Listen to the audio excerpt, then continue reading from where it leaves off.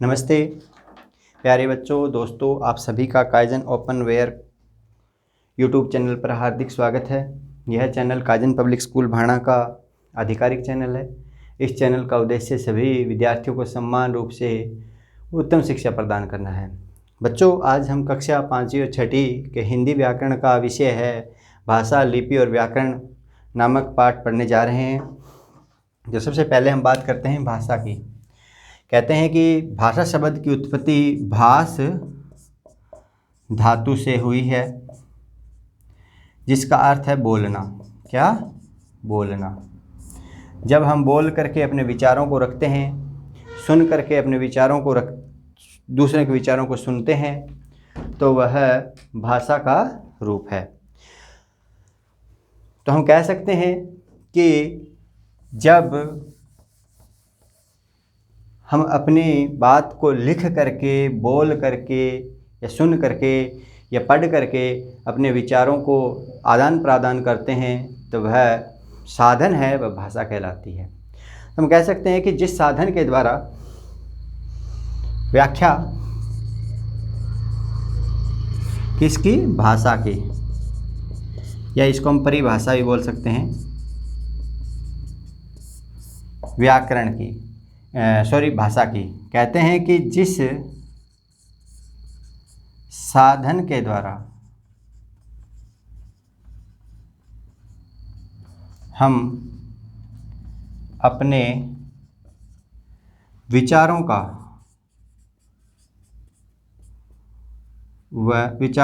व भावों का आदान प्रदान करते हैं, वह साधन भाषा कहलाता है। भाषा कहलाता है। तो बच्चों, सबसे पहले जब बात यहाँ आती है भाव और विचारों की, तो विचार और भाव के बारे में हमारे जो मन के भाव हैं, मन की उत्कंठा है, मन के विचार है, वो हम दूसरों तक पहुंचाने के लिए जिस साधन का प्रयोग करते हैं, वह जो साधन है वह भाषा कहलाता है। तो उसको कहने के 2-3 तरीके हैं। तो हम उन तरीकों को क्या कहते हैं? भाषा के भेद कहते हैं। तो सबसे पहले मैं एक पैराग्राफ के माध्यम से आपको भाषा के बारे में थोड़ा समझाना चाहता हूँ कि एक बार एक बच्चा है, वो अपनी माँ से आकर के बोलता है कि माँ, मुझे बहुत ज़ोर से भूख लगी है। तो माँ है वो उसकी बात को सुन करके उसको खाना दे देती है। तो इससे जो उनका आपस में वार्तालाप हुआ, उनके विचारों का, भावों का आदान प्रदान हुआ, वह जो साधन है वह भाषा है। एक व्यक्ति अपने किसी काम के लिए कार्यालय में जाता है और वह लेटर लिख करके किसी अधिकारी को देता है। तो अधिकारी उस लेटर को पढ़ करके उसको बैठने के लिए बोलता है और उसके प्रति उत्तर में उसको कुछ कार्य देता है। तो वो जो उनका प्रारूप था, वो भी एक भाषा का रूप है। कई बार क्या होता है कि हम ना किसी से बोलते हैं या बोलते हैं तो उसको सुनता नहीं है, या किसी को लिखते हैं तो वो उस तक पहुंचता नहीं है। तो उसके बाद हम क्या करें? वो तीसरा रूप है कि जैसे कोई एक व्यक्ति दूर है, कोई बच्चा है दूर खेल रहा है, उसको मुझे बुलाना है और मैं उसको आवाज़ दे रहा हूँ, वो उसको सुन नहीं रहा है, उसको सुनाई दे नहीं रहा है। और अगर मैं उसको कुछ लिख करके दिखा रहा हूँ तख्ते के ऊपर, वो भी उसको दिखाई दे नहीं रहा है।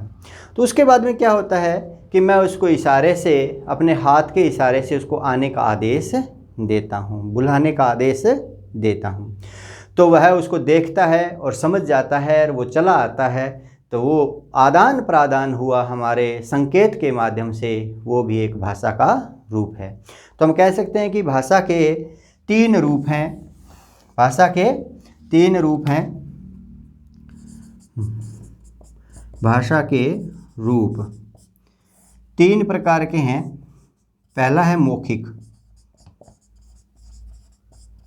मौखिक वह है जो हम मुख से बोल करके या कान से सुन करके, जैसे हम सुबह सुबह रेडियो में कोई समाचार सुनते हैं तो वह मौखिक रूप है। टीवी में हम कोई गाना सुन रहे हैं तो वह मौखिक रूप है।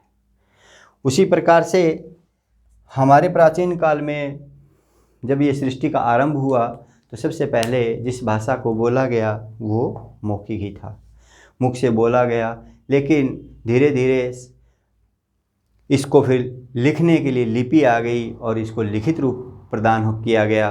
तो हम पहले मौखिक की बात कर रहे हैं। तो हमारे ऋषि मुनियों ने क्या किया, ग्रंथों को, हमारे पाठशाला पहले क्लासों में क्लास लगती थी, गुरुकुलों में क्लास लगती थी, तो वो मौखिक रूप ही क्लास लगती थी। गुरु है, आचार्य है, वो बच्चों को पढ़ाता था तो मुख से बोल करके कंठस्थ श्लोक करवाता था, याद करवाता था श्लोकों को, मंत्रों को। तो हमारे जो प्राचीन ग्रंथ है, वेद है, उस प्रकार से जैसे, तो उन ग्रंथों को याद रखने के लिए, उन ग्रंथों को लंबे समय तक याद रखने के लिए सिर्फ और सिर्फ यही एक पर्याय था कि उनको याद कर लिया जाए, उनको कंठस्थ कर लिया जाए। तो इस प्रारूप के माध्यम से ही, मौखिक के माध्यम से ही एक दूसरे को, जैसे एक आचार्य, एक गुरु ने किसी बच्चे को पढ़ाया, उस बच्चे ने अपने शिष्यों को पढ़ाया, अपने बच्चों को पढ़ाया। इस प्रकार से उन्होंने लाखों वर्षों तक इसको, हमारी जो धरोहर है, वेद है, हमारे जो प्राचीन ग्रंथ है, उनको संजो करके रखा, उनको याद करके रखा, कंठस्थ करके रखा। उसके बाद दूसरा जो रूप है हमारा वो लिखित है।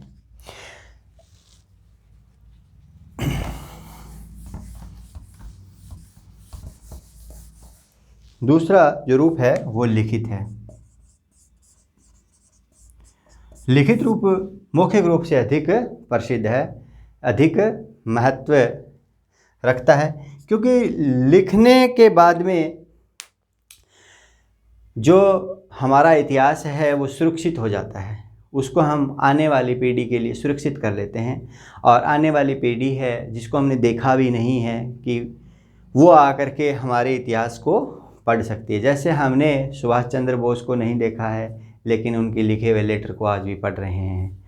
हमने महात्मा गांधी को नहीं देखा है लेकिन हमने नहीं देखा है, कहने का मतलब हमारा, बच्चों की बात कर रहे हैं, बच्चों तुम्हारी बात कर रहा हूँ मैं, किसी ने तो देखा ही होगा, तुम्हारे दादा परदादा ने तो, लेकिन तुमने नहीं देखा है, उनको नहीं देखा है, लेकिन फिर भी उनकी हम कविता है, उनकी जो डायरी है वो हम पढ़ते हैं।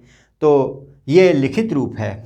जब एक इसका साधारण सा उदाहरण है, जब हम किसी भी बात को लिखते हैं या लिखी हुई बात को पढ़ते हैं तो वह लिखित रूप है। जिस प्रकार से एक बच्चा है, मैंने कहानी सुनाई, बच्चा एक लेटर लिखता है एक अधिकारी को, एक व्यक्ति का एक अधिकारी को लेटर लिखता है और पत्र लिखता है और वो उसको पढ़ करके उसका जवाब देता है, तो वो लिखित रूप का पर्याय है। उसके बाद में सांकेतिक रूप, तीसरा क्या कौन सा है, ये दूसरा है सांकेतिक। संकेत के माध्यम से, जैसा कि नाम से पता चलता है, संकेत है, इशारा है, उसके माध्यम से हम अपनी बात को कई बार कह देते हैं। जैसे जानवर है वो ज़्यादातर इशारों की बातों को ही समझते हैं, हमारी भाषा को नहीं समझ पाते। पशु पक्षी है वो ज़्यादातर इशारों की भाषा, एक शेर है जैसे सर्कस में, वो हैंडर के इशारे पे चलता है तो वो इशारों की बात समझता है, ना कि हमारी बात उसकी समझ में आती है, ना लिखी हुई ना बोली हुई। तो इस प्रकार के जो भाषा है वो सांकेतिक है। तो ये तीन रूप थे भाषा के। उसके बाद आती है बात लिपि की, क्योंकि लिपि भाषा के लिए एक मुख्य अंग है, क्योंकि भाषा को लिखने के लिए जिन चिन्हों की आवश्यकता पड़ती है वह लिपि कहलाती है। तो कह सकते हैं हम कि किसी भी ध्वनि चिन्ह को, भाषा को लिखने, बोलने के लिए प्रयोग होने वाले ध्वनि चिन्ह, ध्वनि होती है आवाज़,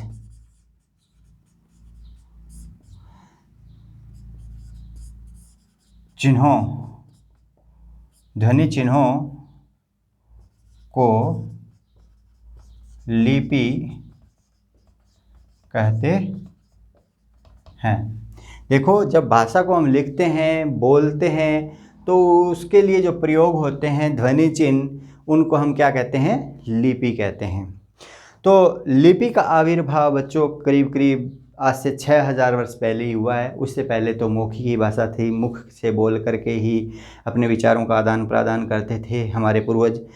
उसके बाद में धीरे धीरे इसका आविर्भाव हुआ और लिपि का, और धीरे धीरे हम अपनी बात को लिखने लग गए। जिस प्रकार से लिपि चिन्ह हमारे क, ख, ये जो चिन्ह हैं, ये इसको हम क ही कहेंगे, इसको हम ख ही कहेंगे। ये हमें कौन सिखलाता है? व्याकरण सिखलाता है। लेकिन जो लिपि चिन्ह है, उनकी आवश्यकता भाषा को लिखने के लिए, भाषा को पढ़ने के लिए आवश्यक है। इन चिन्हों के द्वारा ही भाषा को लिखा गया। इनको व्यवस्थित रूप से लिखने के लिए हमें कौन सिखलाता है? इनको सही तरीके से इनका प्रयोग करना कौन सिखलाता है? व्याकरण सिखाता है। तो पहले हम लिपि की बात कर रहे हैं। तो ये जो हमारे चिन्ह हैं, ध्वनि चिन्ह हैं, बोली हुई बात को हम कहने के लिए निश्चित चिन्ह किए गए हैं, उन चिन्हों को हम लिपि कहते हैं। देखो, अलग अलग भाषाओं की अपने अपने देश की अलग अलग भाषा है। बहुत सारे देश हैं, सब देशों की अपनी अलग अलग भाषाएं हैं, और उन भाषाओं की अलग अलग ही लिपियां हैं। उनको कहने के लिए, लिखने के लिए अलग अलग प्रकार की ही लिपियों का प्रयोग होता है। तो हमारी जो हिंदी की लिपि देवनागरी है, तो हम देवनागरी के अंदर ही लिखते हैं। संस्कृत और हिंदी, संस्कृत और हिंदी दोनों की लिपि क्या है? देवनागरी। क्योंकि हिंदी है वो संस्कृत से ही निकली हुई है। प्राचीन भाषा कौन सी है? संस्कृत है। संस्कृत से हिंदी का आविर्भाव हुआ, तो इन दोनों की लिपि एक है, और हम देवनागरी संस्कृत में लिखते हैं और देवनागरी ही हिंदी में लिखते हैं। उसके बाद अलग अलग जगह, अलग अलग स्थान, अलग अलग जितने भी स्थान हैं, देश हैं, उन देशों की भाषा है वो अलग अलग है। तो भाषाओं के अनुसार लिपियां भी अलग अलग हैं। इसके बाद नेक्स्ट विषय है हमारा, आगे वाला जो विषय है वो है व्याकरण। क्या है? व्याकरण। व्याकरण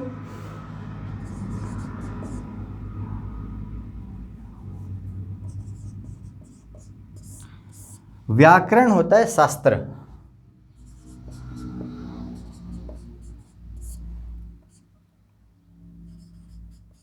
भाषा का शुद्ध ज्ञान करवाने वाला शास्त्र। अब एक होता है वैयाकरण। व्याकरण और वैयाकरण शब्द में अंतर है। वैयाकरण वह होता है जो शास्त्र की रचना करता है, यानी कि लेखक, लिखने वाला, शास्त्र को, व्याकरण को लिखने वाला, की उत्पत्ति करने वाला। जैसे हमारी व्याकरण को किसने लिखा? पतंजलि ने लिखा, पाणिनि ने लिखा, कात्यायन ने लिखा। ये मुनि त्रय है ना, हमारे 3 मुनि हैं, इन 3 मुनियों ने हमारे व्याकरण को लिखा, भाषा को शुद्ध रूप से लिखने के तरीकों को लिखा, और इन तीनों को ही क्या कहेंगे हम? वैयाकरण। क्या कहेंगे? वैयाकरण। पाणिनि क्या थे? हमारे वैयाकरण थे, भाषा के उत्पत्ति करने वाले थे, तो इसलिए इनको वैयाकरण कहा जाता है। तो बच्चों, इसके बाद हमारा विषय आता है कि व्याकरण की आवश्यकता क्यों पड़ी।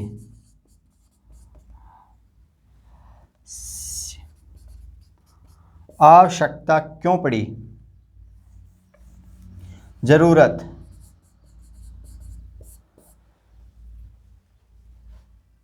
जरूरत क्यों पड़ी? क्योंकि व्याकरण की जरूरत और आवश्यकता इसलिए पड़ी क्योंकि भाषा को शुद्ध ज्ञान करवाने वाला। देखो, जब हम कोई भी वर्ण लिखते हैं, क, ख, ग, घ, ङ। तो ये जो वर्ण है इनका शुद्ध ज्ञान करवाना, शुद्ध उच्चारण करवाना, ये कौन सिखलाता है हमें? व्याकरण सिखलाता है। अब इसको हम क्या बोलेंगे? क, इसको ख, इसको ग, इसको घ, इसको ग। क्या बोलेंगे? ग। ज़्यादातर हम क्या बोलते हैं? इसको अड़े बोलते हैं। तो अड़े के नीचे बिंदु लगती है बेटा, ये होगा अड़े। और अगर बिंदु साइड में लगेगी तो ये क्या हो जाएगा? ग। जिस प्रकार से शब्द लिख दिया मैंने गंगा, ये क्या है? गंगा। ये गड़ंगा नहीं है, ये क्या है? गंगा। तो अब मैंने यहाँ पे शब्द लिख दिया सड़क, सड़क। तो ये बिंदु नीचे आ गई। ये ज्ञान कौन करवाता है हमें? व्याकरण करवाता है। उसके बाद में शब्द की बात करते हैं हम। ये तो वर्ण की बात है, वर्ण के बारे में बात की हमने। अब शब्द की बात, कहते हैं मैंने लिख दिया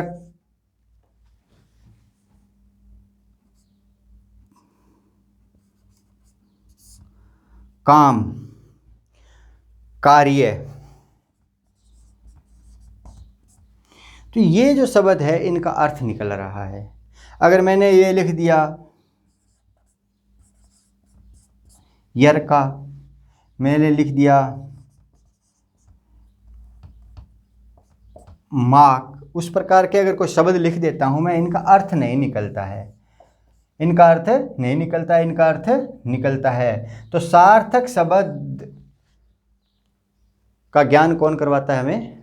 व्याकरण करवाता है। निरर्थक शब्द का ज्ञान कौन करवाता है हमें? व्याकरण करवाता है। ठीक है। उसके बाद में शब्द के बाद में हम बात करते हैं वाक्य की। किसकी बात करते हैं व्याकरण में?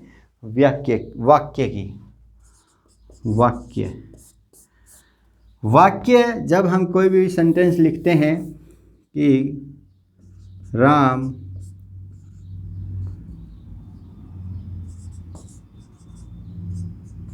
खेलती है, राम खेलती है, ये एक सेंटेंस है, लेकिन ये गलत है। इसका अर्थ नहीं निकल रहा है पूर्ण रूप से, क्योंकि क्या है? राम है वो करता है, वो क्या है? पुल्लिंग का है, और क्रिया है वो स्त्रीलिंग की है। तो इसको शुद्ध रूप से लिखना कौन सिखाता है हमें? व्याकरण। क्या लिखेंगे? जैसे राम खेलता है, ये कौन सिखाता है हमें? व्याकरण सिखलाता है। तो प्यारे बच्चों, आपको व्याकरण के जो 3 भेद है उनका हमने वर्णन किया। तो व्याकरण के भेद कितने हैं? 3। कितने हैं? 3। पहला है वर्ण विचार, दूसरा है शब्द विचार, तीसरा है वाक्य विचार। इन विषयों को हमने पढ़ा। तो ये जो हमारा भाषा, लिपि और व्याकरण नामक जो आज का पाठ था, इसको हमने पढ़ा। इसको ज़्यादा से ज़्यादा पढ़ना है, ज़्यादा से ज़्यादा लर्न करना है, और नेक्स्ट चैप्टर में हम इन विषयों के ऊपर विस्तृत चर्चा करेंगे। धन्यवाद।